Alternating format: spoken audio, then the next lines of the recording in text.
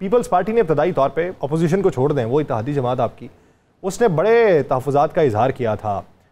एक तो मज़दूर की कम से कम उजरत के ऊपर भी उन्होंने बात की थी, सोलर पैनल के हवाले से भी उन्होंने बात की, और भी बहुत सी चीज़ें जिसमें सरप्लस होने के दावे रखे गए, और फिर ये रखा गया कि माजी में जो अहदाफ रखे गए थे वही अगर पूरे नहीं हो सके तो उससे ज़्यादा अहदाफ इस बजट में क्यों रख दिए गए।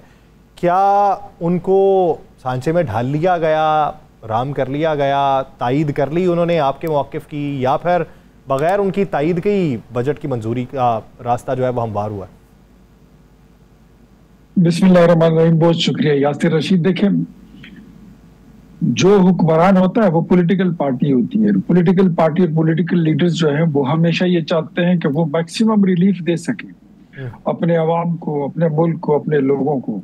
आपका क्या ख्याल है कि जो वजीर आजम बैठा हुआ है या जो उनकी काबीना बैठी हुई है, वो कोई सीने में कोई पत्थर रख के तो नहीं बैठे हुए हैं? गोश्त के लोथड़े का इतना ही दिल ही रखते हैं ना, इधर सभी इंसान है।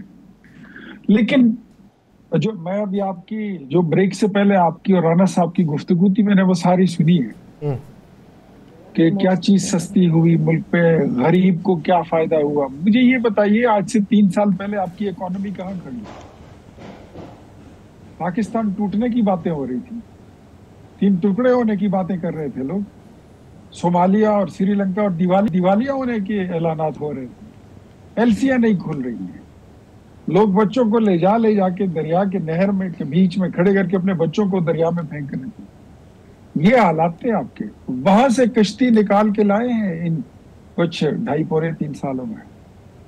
और अब तो आप कम से कम मेरे ख्याल में सिर्फ तनकीद ही अगर हम करें तो तनकीद करनी चाहिए, बगैर तनकीद के काम होता भी नहीं है। लेकिन तनकीद के साथ जहां तारीफ की जरूरत हो और जो बात तारीफ के काबिल हो उसकी तारीफ करना पहले सीखनी चाहिए। मेरे ख्याल में जो लोग भंवर से कश्ती को निकाल के लाए हैं, पहले उनकी थोड़ी सी तारीफ भी कर लें। पाकिस्तान पीपल्स पार्टी की बात आप कर रहे हैं, तो उनके बड़े तहफुजात बिल्कुल भी नहीं थे, छोटे मोटे तहफुजात थे, उनकी सजेशंस थी। लेकिन पीपल्स पार्टी इन बातों को रियलाइज करती है कि इस मुल्क पे कर्जे कितने हैं, ये दुगने कैसे हुए 4.25 सालों में, 27,000 अरब से 54,000 अरब रुपए पर पहुंचे। ये मुल्क दिवालिया होने के करीब था। ऐसे मुल्क के हालात क्या हो सकते हैं? वो 40,000 कहते हैं। मैंने वजीर आजम को, शहबाज शरीफ को ये कहते हुए सुना है कि मेरा दिल करता है कि मैं 1 लाख रुपए माहवार रख दूं, लेकिन हम कर सकते हैं?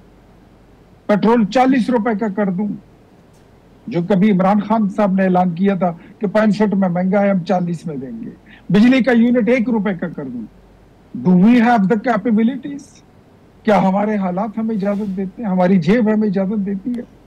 आपने आखिरी प्रोग्राम जो IMF के साथ किया है, नाक से लकीरें रगड़वा के निकाल के आपको उन्होंने अपने प्रोग्राम में दिया है। कोई चीज हमारे दोस्तों ने, साबिक हुकूमत ने छोड़ी है? इख्तियार वली साहब, अगर इजाजत हो तो एक सवाल कर लूं, अगर आप, ताकि उसका जवाब भी आप इसमें दे दें, क्योंकि आपने आगाज ही मेरी बात से किया, तो अगर इजाजत दें तो मैं आखिरी जुमला बोलता हूं, फिर आप सवाल करें।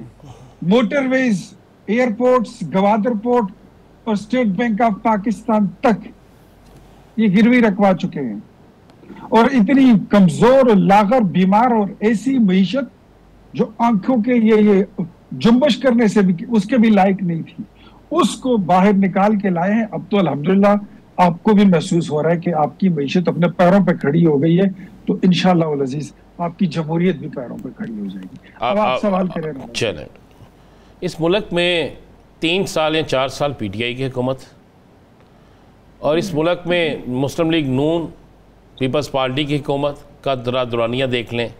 इस मुल्क के अंदर मुत्तहिदा, मैं समझ अपोजिशन जो साबका थी उसका दौरानिया भी देख लें, तो इस दौरान में जो 2.5 साल या 3 साल की आप बात कर रहे हैं कि बिल्कुल दिवालिया हो गया होगा, बिल्कुल हो गया होगा दिवालिया। मैं कहता हूँ आपकी बात मान लेता हूँ, बात तो सवाल तो ले लें यार भाई, सवाल ले लें थोड़ा सा, हो गया होगा दिवालिया, मैं आपकी हर बात मान लेता हूँ। तो फिर इतने साल जो आपने हुकूमत की दोनों सियासी जमातों ने, उसमें इतना क्या पाकिस्तान को दे दिया कि जो आके बिल्कुल ही ख़त्म 3 साल में हो गया?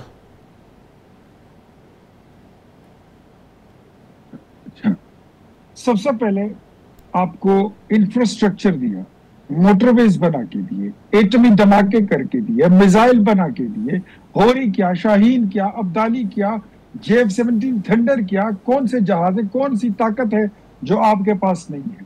एयरपोर्ट्स आपको बना के दिए, पोर्ट्स आपको बना के दिए।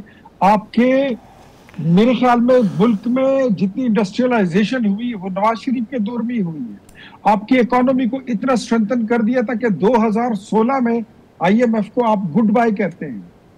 2016 नवाज शरीफ की हुकूमत, और नवाज शरीफ कहता है कि गुड बाय, हमें IMF के मजीद प्रोग्राम करने की जरूरत नहीं है, हम अपने पैरों पर खड़े हो गए हैं और अपने जोरों बाजू से हम कमा सकते हैं और खा सकते हैं। हमने ये दिया था। और उस वक्त फिर ये नारा लगा कि यार एक मौका खान को भी देखते हैं कि ये क्या करते हैं।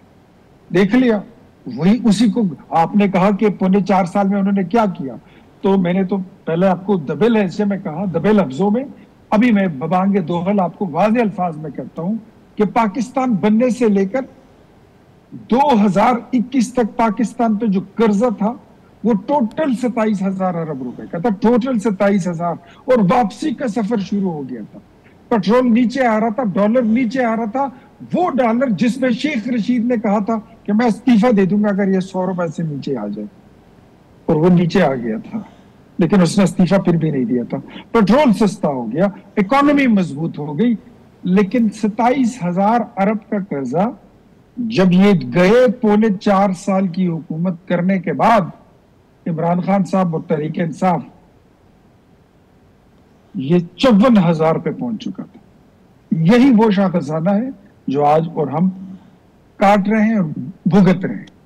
तो मेरे ख्याल में कि दोनों में तकाबला करना, कंपैरिजन करना, this is not a big deal and not a difficult task.